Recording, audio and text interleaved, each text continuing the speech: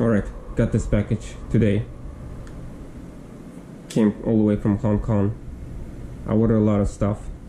AliExpress, Alibaba, eBay, Amazon, Newegg, and I was quite confused what this package could be, because it could be any one of those, but the tracking number didn't match any of them, one of those, and I thought maybe, just maybe, it might be the Helium miner, that I ordered like 3 months ago.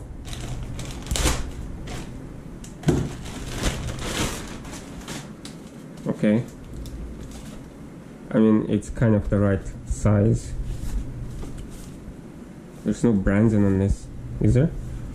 I'm not sure if it's the correct box. It's probably some kind of repurposed cardboard box.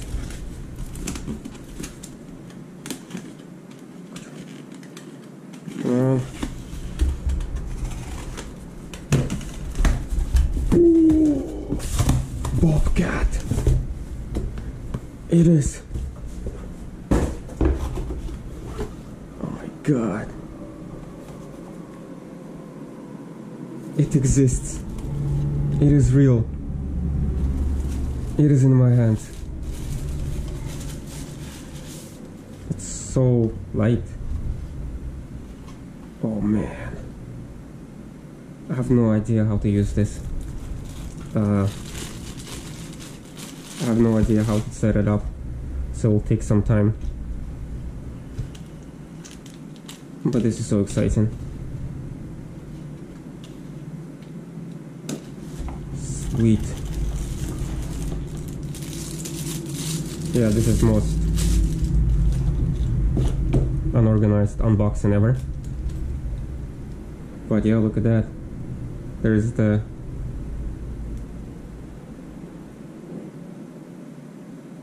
antenna mount. It's kind of interesting. It's just solid connection, and I think this is magnetic. Got a power supply in here and a hotspot.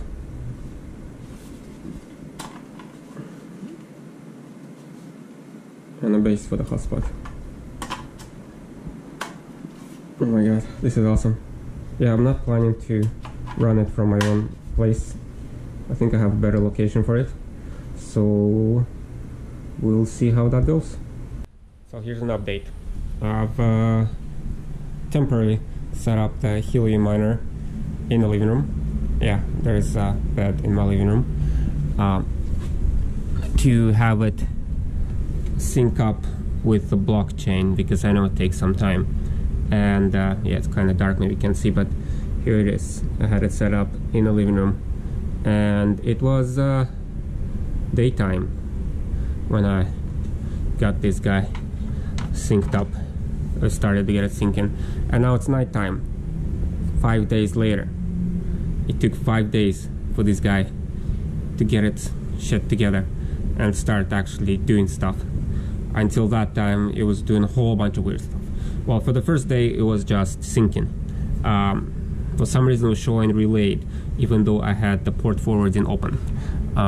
Then I've tried to plug it in with Ethernet cable, see if that makes sense better. It was still showing relayed.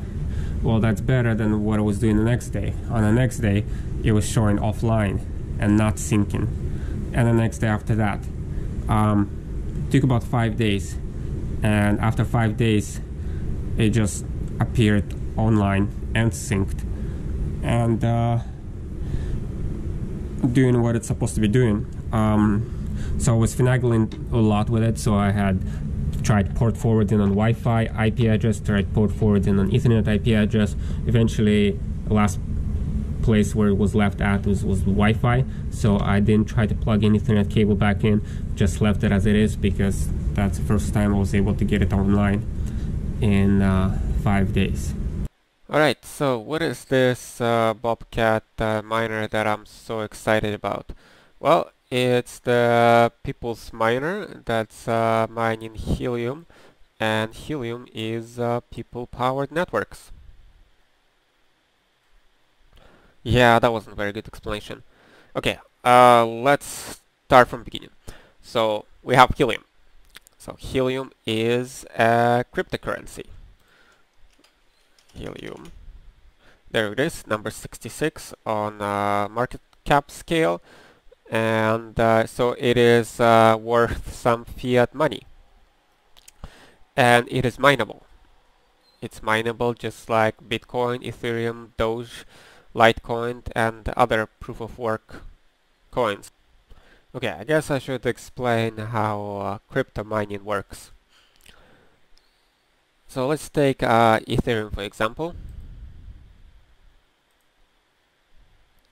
So Ethereum blockchain has blocks. Each block contains transactions. These transactions are like, one account sending Ethereum to another account, and each transaction, there's a lot of transactions.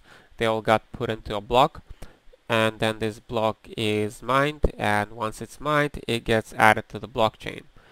And these blocks have been just stacking up since the beginning of time. So you can see all the transactions that have ever happened on Ethereum. So how are these blocks mined? It is like a cryptographic puzzle that is solved by a computer, and once the puzzle is solved, it becomes the next block and transactions get added to the blockchain. So that means the more processing power you have, the higher the chance that you're going to be able to solve the puzzle before everyone else.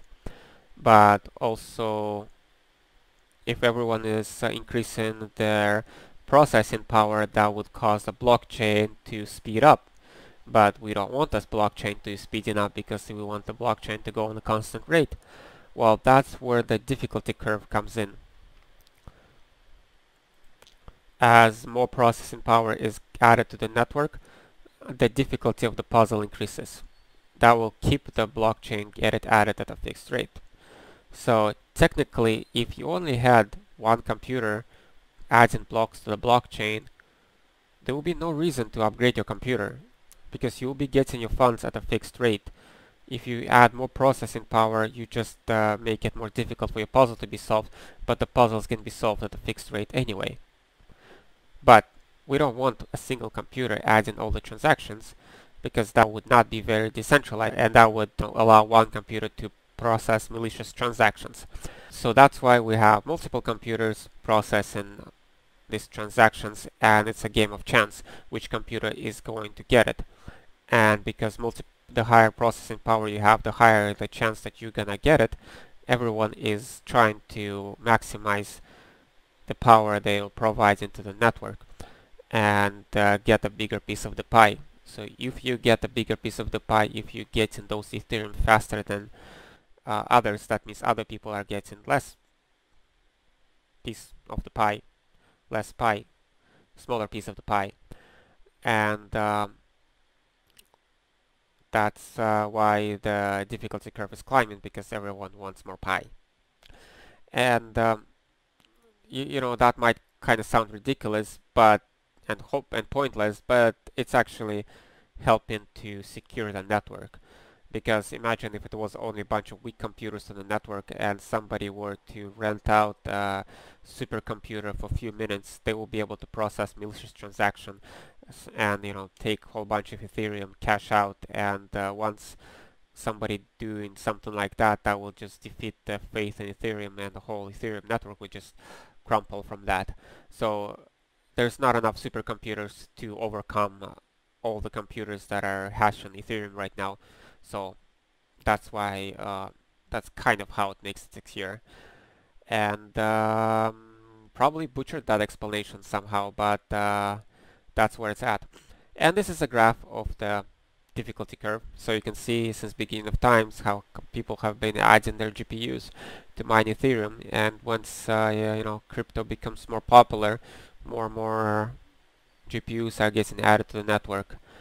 And you know, lately actually has been decreasing, as you can see, in since May 20th. Yeah, maybe it's been getting hotter and hotter, and computers started thermal throttle, or maybe people just decided to cash out on their GPUs, and because they don't think that it's gonna go much longer. But anyway, for some reason people started adding less hash power to the network. Helium different. Well, it's not using a proof of work type of crypto. It is proof of coverage. So what it's doing, it's instead of the chance for you to get crypto being based on amount of processing power you have, it is based on the amount of coverage you provide to the network. So here's the helium.com website, and here you can see the Helium network. So each one of those is a Helium hotspot miner, and each one of those miners is providing internet connection over the LoRa frequency. It's kind of like Wi-Fi, but it's able to go further than Wi-Fi with less bandwidth than Wi-Fi. If all of this were just Wi-Fi routers, that's nowhere near enough to provide data coverage. But if these are the LoRa frequencies, then that's more than enough to provide all the data coverage at really low bandwidth. In Ethereum, the more processing power you have, the higher the chance you will get the reward. In Helium mining, the bigger the area you cover and the more useful the area is, the higher the chance you're gonna get the reward. Not gonna claim that I completely understand the reward structure, but basically if you cover in a big area in a useful place where the data transfers are likely to happen, then you get higher rewards. Like, you know, a big city, that's where a lot of stuff is happening. There's no point providing like a lot of coverage in White Rock. Like, come on, who lives in White Rock? Just kidding. White Rock is totally legit city, and people use data in there. It's totally not a retirement home for old folks. But anyway, cool thing about the Helium network is you can see actually how much profitability each miner is getting. So yeah, let's check out this guy in White Rock. So you can click on him. And yeah, so here you can see that in the past 30 days, this Helium miner was able to get 2 Helium. At the current price, 2 Helium is about $25. Going at this rate, he will be able to pay back his miner in about 2 years. Yeah, not very profitable. But like I said, I'm not saying that I completely understand the reward structure. Maybe, just maybe, if he will put more miners around him, and there's a bunch of them interacting together, he will be able to get his bread up and possibly roll in dough, possibly in some time in the future. But until then, he's just a scrub. Well, let's take a, yeah, so this is not very encouraging, but like I said, come on, it's White Rock. Let's take a look at downtown. As you can see, man, they're all packed together. They all want that sweet Helium dough. And they're, let's see how much this guy is making. So he made 40 Helium in past 30 days. I think that makes he almost paid off his miner in 1 month. So if he bought the miner for $600 and then he made this much, let's see here, almost paid off, yeah. And yeah, you can see like how far the connection reaches to other miners, and that influences the reward structure. But also what is influencing the reward structure is having too many miners around you. Just like a Wi-Fi, if you're trying to get a good Wi-Fi in your home, you're not gonna put 2 routers next to each other. that's not gonna get you better Wi-Fi. You probably would spread it around, one Wi-Fi at one end and another one at another end of your home, and so you will get good coverage. So same thing, if you bought 10 Helium miners and you put them all in one place, you're not gonna get 10 times the rewards. Each one of those miners is gonna get 0.1 of the reward, and that's kind of like this scale in here. You see it goes to 0.19, so it means this location is overstuffed about 5 times more dense than it needs to be. Or at least that's kind of my rough understanding of the Helium network. But yeah, so you want your Helium miner to be in a populated place, but you also don't want it to be overly crowded. If you add just one more miner in here, that's all you're doing is just taking away profitability from all the other miners around you, and you kind of spreading the wealth around. And I'm not saying it's a bad thing, because like another thing you can see from Helium network is not only how much money they're making, you can actually see who owns this hotspot miner and how many more they own. So this guy owns 3 other hotspot miners, and so clearly he's a baller. And if you will put a hotspot miner on top of his hotspot miner, he's probably not gonna mine so much because he has 2 other hotspot miners somewhere else. And well, actually, wouldn't call this guy total baller. I think 3 is actually quite low from what I see on the Helium network. There is a lot of people that own hundreds of miners. Okay, not hundreds. This guy owns 8. But anyway, my point is a lot of people own multiple miners. And they're not just doing it from their own homes. Clearly, I don't expect this guy to own 8 homes. What they're doing is called hosting hotspots. They find people to host their hotspots. They'll make deals with property managers, maybe at this building or at this business or this commercial building, and get the permission to put their hotspot on their roof, use their internet, maybe use their electricity, and they will pay them part of the profit. And because why not? Like, clearly it's making enough money for them to be able to make these kind of deals.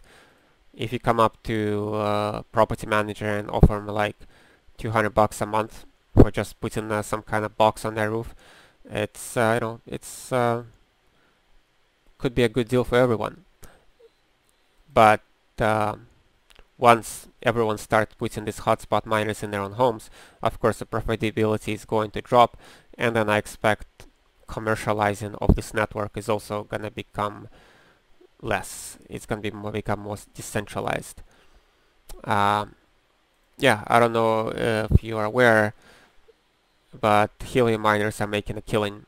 This guy already has $27,000 basically worth of crypto in their account, and that probably all came from these 8 hotspot miners.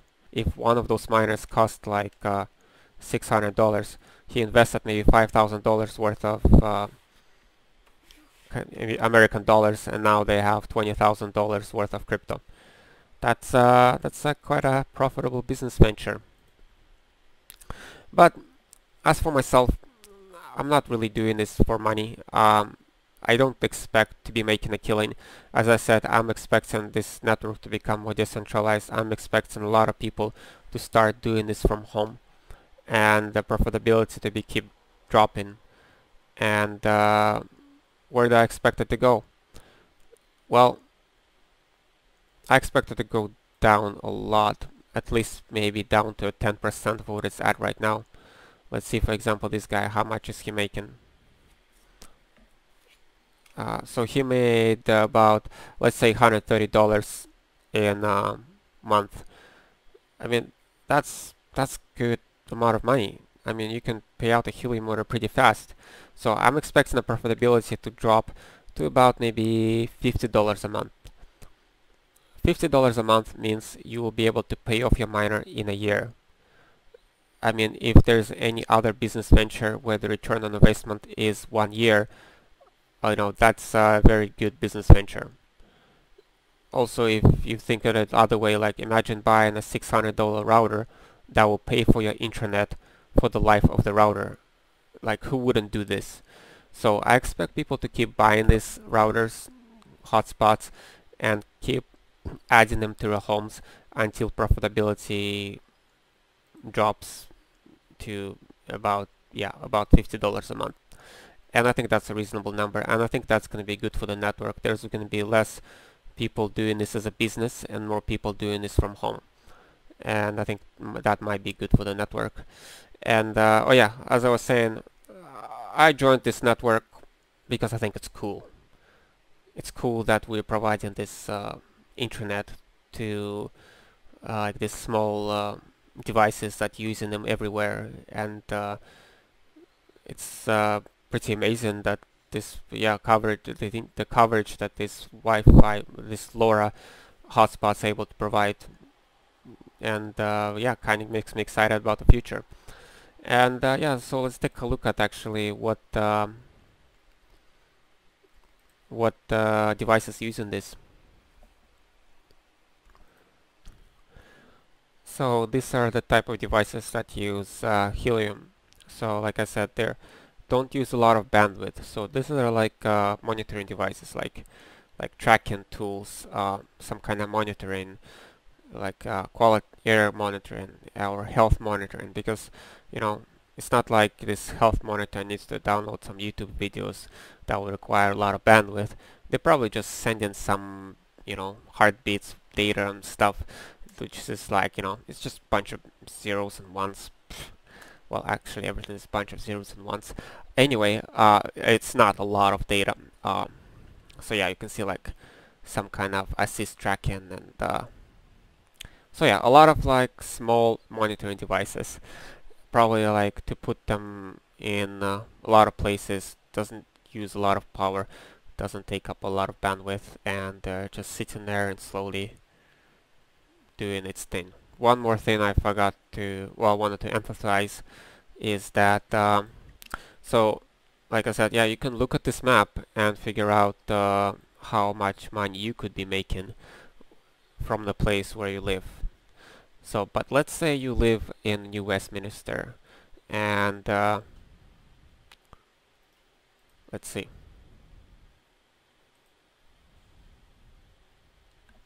Yeah, let's say you live in New Westminster, and you live exactly in the same building as the hotspot miner right there, and you think, damn, I wish I would have got my hotspot miner earlier, sort of claimed this spot. But not everything is lost. Even if you live in the same building and you can see that somebody already has a hotspot miner there, and you're just planning to do this from home, I'd say you just go for it. Just because there's a hotspot miner there doesn't mean you shouldn't put your hotspot miner there. I know it might be some kind of not very high IQ move, and some people might even call you a jerk, but who cares? Well, also why I say that is because this other guy who already has a hotspot miner there has 15 other hotspots. So like I said, people doing this as a business. If you put hotspot miner in there and that will compromise his rewards, there's a chance, because this guy is doing it as a business, he just might move it. Because you're doing it from home, you don't have a high overhead, you're just using your own electricity, your own internet, which you already have at home, and you just having it plugged in there, doing its thing. It doesn't cost you barely anything, and it's easy for you to just leave it there and maintain it at home. And this guy probably made a deal with the property manager to pay him part of the profit, and if he's seeing that profit is decreasing, he might say it's not worth it and just move it to another building over there or somewhere else, and because that other person is doing it as a business. So that's what I want to say. Just like encourage people to add more hotspot miners to the network. But you know, if you find a hotspot miner where there is only one, if that person doesn't own any other hotspot miners, like this guy, see, he only owns one, chances are he might be doing this from home. Even if you put another one in there, it's he's not gonna move. Yeah, he might just keep it and you keep yours there, and you just get to share the rewards, so you'll get decreased in half. And you know, that is also okay. I mean, like, come on, like, there's enough helium to go around. Why should this guy get all the helium? You know, he already made like almost $3,000. You know, just share some helium around, so you can still go for it, but don't expect that this guy will move. Alright, so how profitable is my miner? So I had the miner going for about a week, and this is how much I got in 7 days. So it's making about 2.2 helium a day, and I'm pretty happy with that. But like I said, I'm not expecting this profitability to stick, and it doesn't really matter to me. I'm totally okay if the profitability to drop to 10% of what it is right now. I just think it's a really cool project, and I encourage everyone to join. Okay, and that's it for this video.